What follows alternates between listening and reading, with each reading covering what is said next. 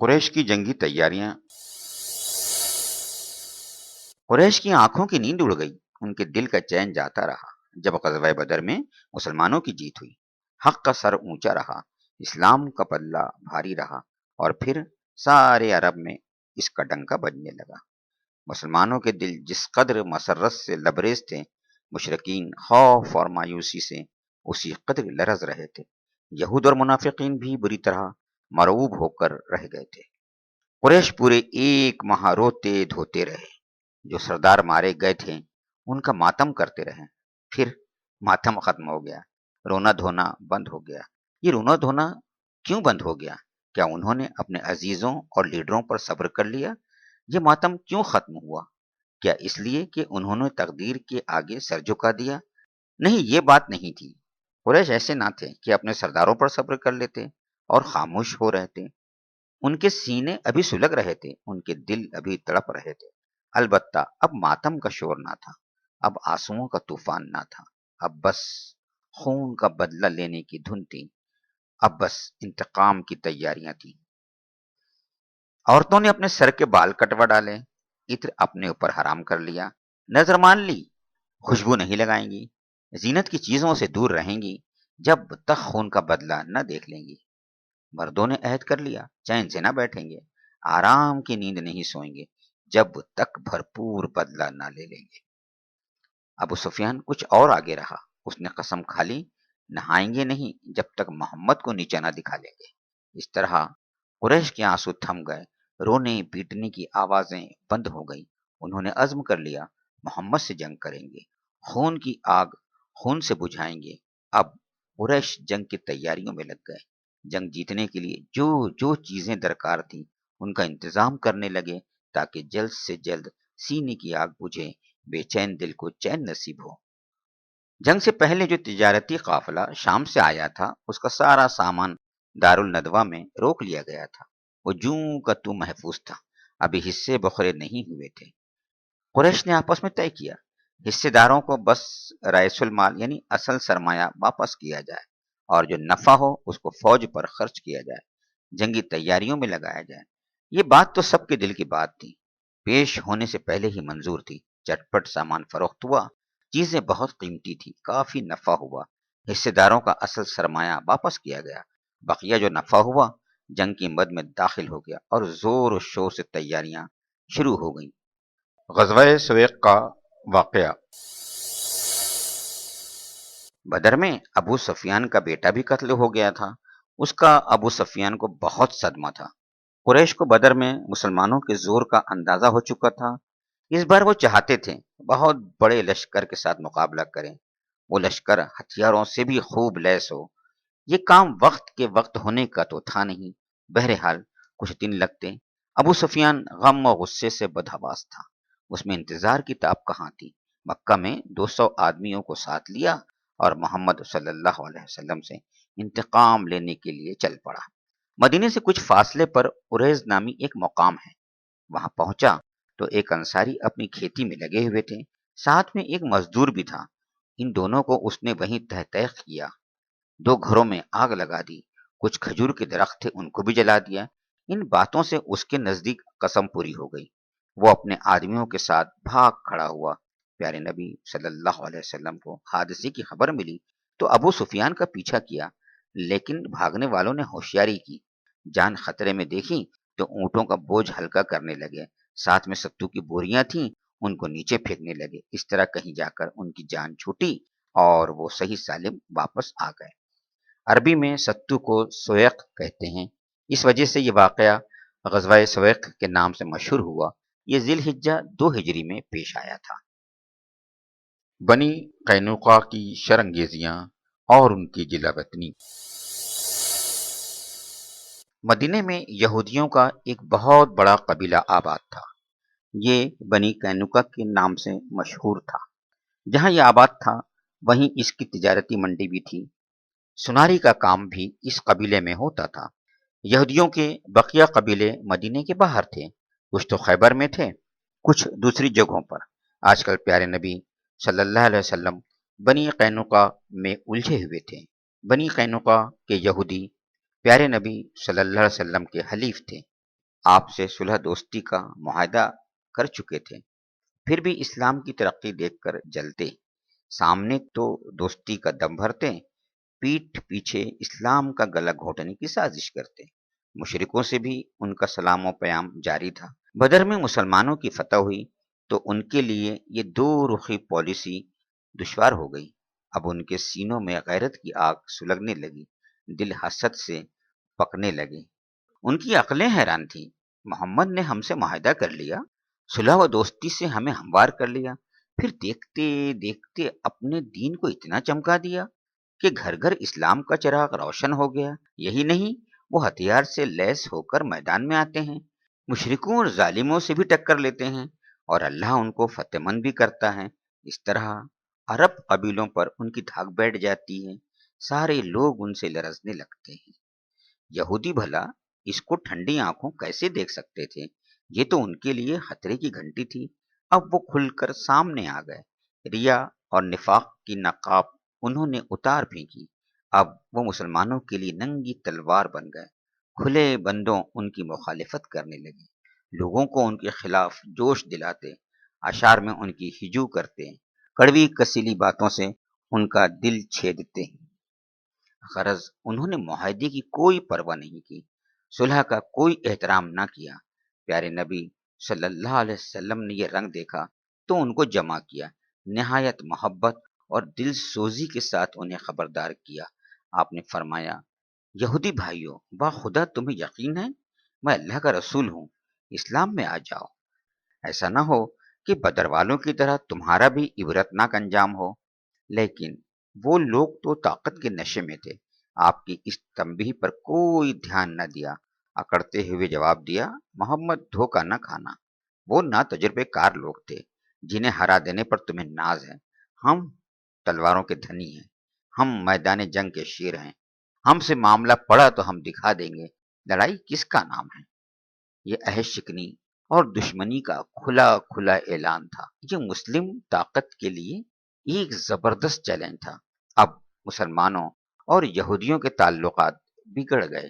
پیارے نبی نے مجبور ہو کر جنگ کا فیصلہ کیا، ان کے گھروں کو گھیر لینے کا حکم دیا۔ اشارے کی دیر تھی، مسلمانوں نے ہر طرف سے انہیں گھیر لیا، عاجز ہو کر انہوں نے ہتھیار ڈال دیے۔ مسلمانوں نے کہا انہیں قتل کیا جائے۔ عبداللہ بن ابی ان کا حلیف تھا، یہ منافقوں کا سردار تھا، یہ ان کے لیے سفارش کرنے لگا، اللہ کے رسول انہیں قتل نہ کرائیے، یہاں سے جلا وطن کر دیجیے۔ اس کے شدید اصرار پر آپ راضی ہو گئے، فرمایا 3 دن کے اندر اندر یہ مدینہ خالی کر دیں۔ یہ یہودی مدینہ سے چلے گئے، ساتھ میں بال بچوں کو بھی لے گئے، جتنا مال و سامان لے جا سکتے تھے وہ بھی لے گئے۔ شام کے علاقے میں ازراعات ایک مقام ہے، وہاں جا کر یہ بس گئے۔ یہ 700 آدمی تھے، ان میں 300 زرہ پوش تھے۔ بنی قینقاع جلا وطن ہوئے تو اس کا بڑا اچھا اثر پڑا، لوگوں کے دلوں پر مسلمانوں کا دبدبا بیٹھ گیا۔ انہوں نے سوچا، مسلمانوں کے حکم سے اتنا بڑا قبیلہ جلا وطن ہو گیا، وہ بھی اتنا دلیر اور بہادر قبیلہ۔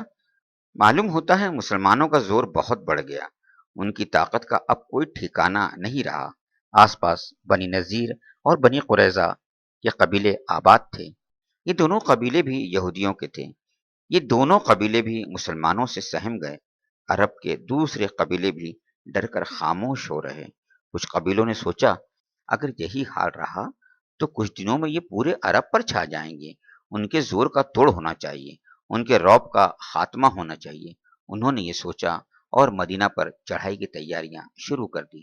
پیارے نبی صلی اللہ علیہ وسلم کو اس کی سنگن مل گئی، آپ اس فتنے کو دبانے کے لیے آگے بڑھے۔ ان قبیلوں نے سنا تو ان کے ہوش اڑ گئے، جان بچانے کے لیے کچھ تو خطرناک ریگستانوں میں پھیل گئے، کچھ نے پہاڑی دروں اور غاروں میں پناہ لی۔ قریش کا بہت کچھ دار و مدار شام کی تجارت پر تھا، اس تجارت کو بند کرنا ان کے لیے خطرہ ہی خطرہ تھا، اس کو تو بہرحال جاری ہی رکھنا تھا۔ لیکن جائیں کدھر سے؟ مدینہ ہو کر جانے کی تو ہمت تھی نہیں، مسلمانوں کے چھاپا مارنے کا ڈر تھا۔ مجبوراً انہوں نے عراق کا راستہ پکڑا، یہ راستہ بہت لمبا تھا دشواریاں بھی بے انتہا تھیں، پانی ملنا بھی ایک مسئلہ تھا، لیکن اس کے علاوہ چارہ بھی کیا تھا؟ یہ تدبیر بھی چھپ نہ سکی۔ پیارے نبی اور ساتھیوں کو خبر ہو گئی۔ آپ نے زید بن حارثہ کو چھاپا مارنے کے لیے دوڑایا کہ اب جنگ کا زمانہ تھا۔ دشمن کے نقصان سے بچنے کے لیے خود انہیں نقصان پہنچانا ضروری تھا۔ 100 سواروں کا دستہ ساتھ تھا۔ نجد میں ایک جگہ ہے قردہ، زید نے وہاں پر قافلے کو جا لیا۔ قافلے والے بھاگ نکلے، سارا سامان مسلم دستے کے ہاتھ لگا۔ ہنسی خوشی یہ لوگ مدینہ لوٹے۔ پیارے نبی نے خدا کا شکر ادا کیا اور سارا سامان مسلمانوں میں تقسیم کر دیا۔ پیارے نبی صلی اللہ علیہ وسلم مکہ سے مدینہ آئے تو مسلسل جنگ و جہاد میں لگے رہے۔ اسلام کی ترقی کے لیے لڑائیاں بھی لڑی، جان و مال کی قربانیاں بھی دی۔ بیچ میں اگر کبھی سکون ملا، خطرات سے اطمینان ہوا، تو یہ سکون و اطمینان کی گھڑیاں خالص آرام اور اطمینان میں نہ گزری۔ اس وقت ایک دوسری مہم شروع ہو گئی۔ وہ مہم تھی باہمی محبت اور ہمدردی کی، تعلقات کی بہتری اور خوشگواری کی۔ آپ کے جو مخلص دوست تھے، جو ہر وقت کے ساتھی تھے، جو ہوشیاری اور سمجھداری میں نمایاں تھے، ان سے آپ تعلقات کو مضبوط کرتے، پیار اور دلجوئی سے ان کے دلوں کو موہتے۔ اس کے لیے آپ نے بہت سی ترکیبیں اختیار کی۔ محبت کو استوار کرنے کا ایک مؤثر ذریعہ رشتہ ہے۔ آپ نے یہ ذریعہ بھی اپنایا، ان سے اپنے رشتے قائم کیے۔ آپ کے جو 2 بڑے دوست تھے، جو آپ کے دائیں بائیں بازو تھے، ان کی بیٹیوں سے اپنا گھر بسا کر ان کی دلجوئی فرمائی۔ حضرت ابو بکر کی بیٹی حضرت عائشہ صدیقہ رضی اللہ تعالی عنہ تھی۔ ان سے مکہ میں ہی شادی ہو چکی تھی، لیکن ابھی وہ کم عمر تھی، اس لیے اپنے ماں باپ کے ہی ساتھ رہ رہی تھیں۔ مدینہ پہنچ کر وہ آپ کے یہاں آ گئیں۔ حضرت عمر فاروق کی بیٹی حضرت حفصہ تھی، ان سے بھی آپ نے شادی کی۔ آپ نے ساتھیوں کو اپنی بھی بیٹیاں دی اور اس طرح بھی دلجوئی فرمائی۔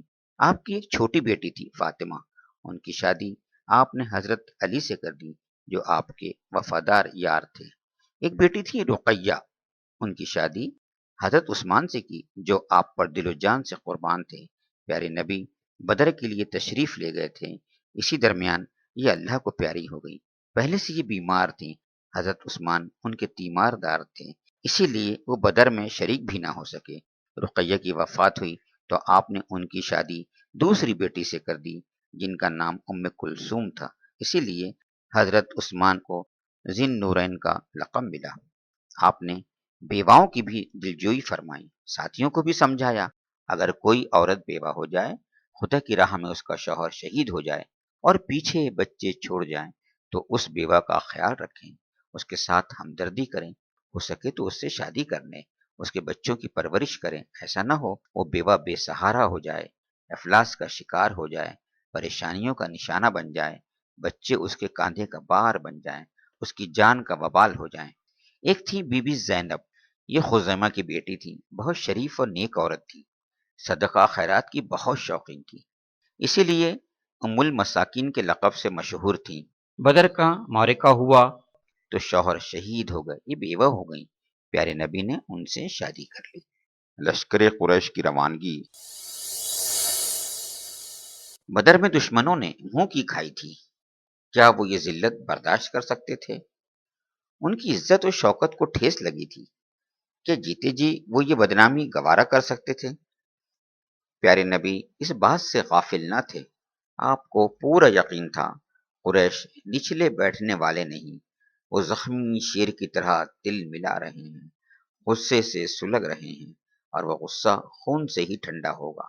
ان کے جو سپاہی مارے گئے ہیں، ان کا انتقام لے کر ہی ان کو اطمینان ہوگا، ان کے جو جوان مارے گئے ہیں، ان کا بدلہ لے کر ہی ان کو سکون ہوگا۔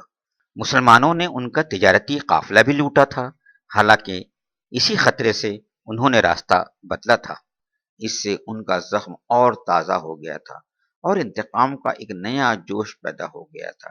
ان باتوں کی وجہ سے پیارے نبی چوکنے تھے، سمجھتے تھے ایک نہ ایک دن پھر جنگ کا سامنا ہے۔ مکہ میں جنگ کی تیاریاں زوروں پر تھی۔ پیارے نبی صلی اللہ علیہ وسلم کے چچا حضرت عباس اسلام لا چکے تھے، لیکن ابھی مکہ میں ہی مقیم تھے۔ ایک تیز رفتار آدمی کو یہ پیغام دے کر انہوں نے آپ کی خدمت میں بھیجا، قریش جنگ کے لیے مدینہ جا رہے ہیں، بہت بھاری لاؤ لشکر کے ساتھ ہیں، ہتھیار اور سامان بے پناہ ہیں۔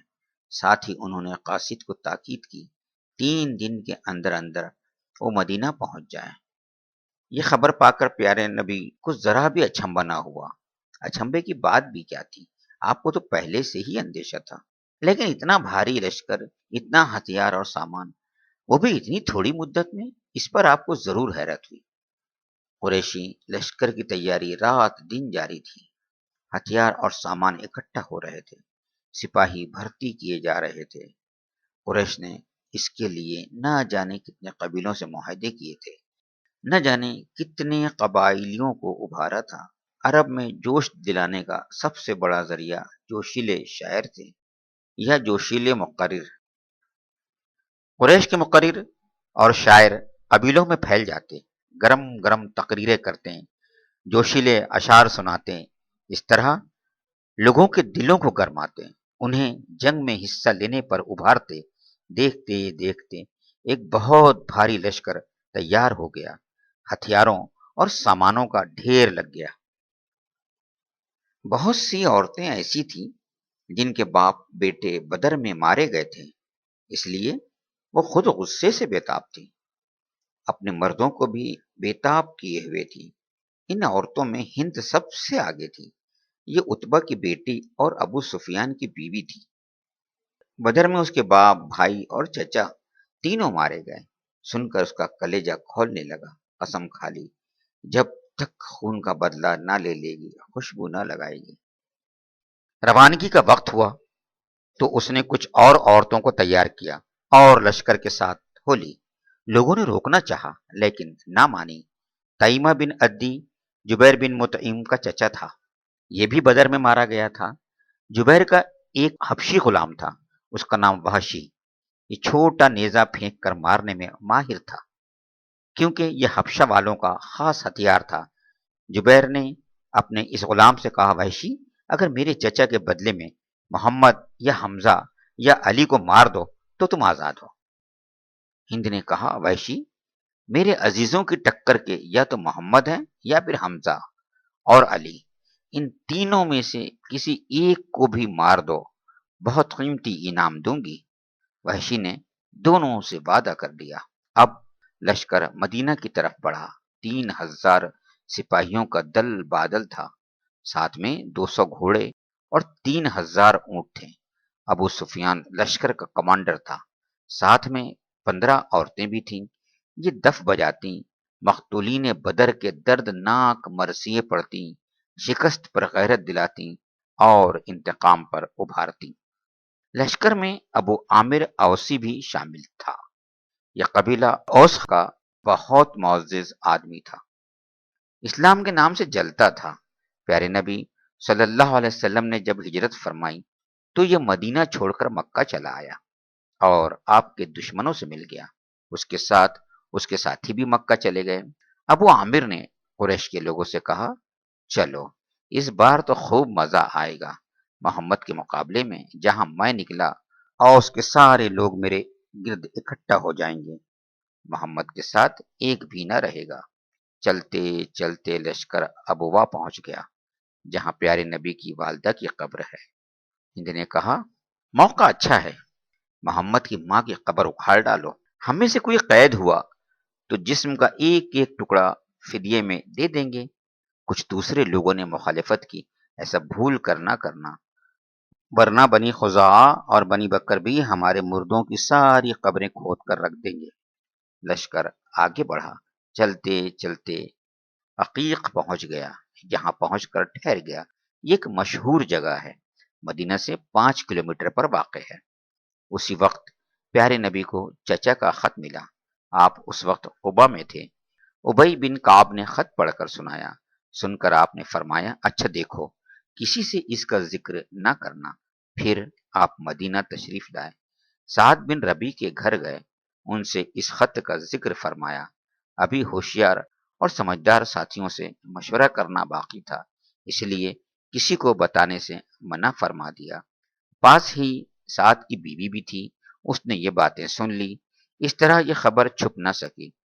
ابھی ساتھیوں سے مشورہ بھی نہ فرمایا تھا کہ ہر طرف اس کا چرچا ہو گیا۔ ہجرت کا تیسرا سال تھا، شوال کی 5ویں تاریخ۔ انس اور مونس، 2 جانثاروں کو آپ نے لشکر کی خبر لانے کے لیے بھیجا۔ انہوں نے آ کر اطلاع دی قریش کا لشکر مدینے کے بالکل قریب آ گیا۔ کھیتوں کو ان کے اونٹوں اور گھوڑوں نے چر لیا۔ مدینہ کی چراگاہ بھی صاف ہو گئی۔ آپ نے حباب بن منذر کو بھیجا کہ فوج کی تعداد کی خبر لائیں، ساز و سامان کا بھی اندازہ لگائیں۔ انہوں نے جا کر ساز و سامان اور تعداد کا اندازہ لگایا اور آ کر آپ کو اطلاع دی۔ مدینے کی یہ رات بڑے خوف اور گھبراہٹ کی رات تھی۔ ایک دل جلے اور ظالم دشمن سے پالا پڑا تھا، جس کی طاقت بھی بے پناہ تھی۔ شہر پر حملے کا اندیشہ تھا۔ کچھ بہادر جانبازوں نے جنگی لباس تبدیل کیے اور رات بھر مدینہ کی سرحدوں پر پہرا دیتے رہے۔ سعد بن عبادہ اور سعد بن معاذ نے ہتھیار سے لیس اور تمام رات مسجد نبوی کے دروازے پر ٹہلتے رہے۔ خدا خدا کر کے صبح ہوئی۔ جمعے کا دن تھا۔ لوگ پیارے نبی کی خدمت میں حاضر ہوئے۔ کسی نے عرض کیا، اللہ کے رسول، ہم مدینے میں ہی ٹھہریں، دشمن سے کوئی چھیڑ چھاڑ نہ کریں؟ اگر وہ وہیں پڑے رہے تو خود پچھتائیں گے، اور اگر ہم پر چڑھائی کی تو ہم شہر میں ہی رہ کر ان کا مقابلہ کریں گے اور گھیر گھیر کر انہیں ڈھیر کر دیں گے، کیونکہ مدینہ کی گلیوں اور پگڈنڈیوں سے وہ ہماری طرح واقف نہیں۔ عبداللہ بن ابی، جو منافقین کا سردار تھا، اٹھا اور اس نے پرزور تائید کی، اللہ کے رسول، یہ رائے بہت بہتر ہے، مدینے میں ہی رہیے، باہر نہ نکلیں۔ باخدا ہمارا تو بار بار کا تجربہ ہے، جب کبھی شہر سے باہر نکل کر دشمن کا مقابلہ کیا تو ذلت اٹھائی، اور کسی دشمن نے شہر پر حملہ کیا تو اس کی بری گت بنائی۔ اللہ کے رسول، انہیں وہیں پڑا رہنے دیجیے، اگر وہ وہیں پڑے رہے تو خود پچھتائیں گے، اور اگر شہر میں گھسے تو ہم گلیوں میں گھیر گھیر کر انہیں ماریں گے، اور بچے اور عورتیں چھتوں پر سے پتھر برسائیں گی۔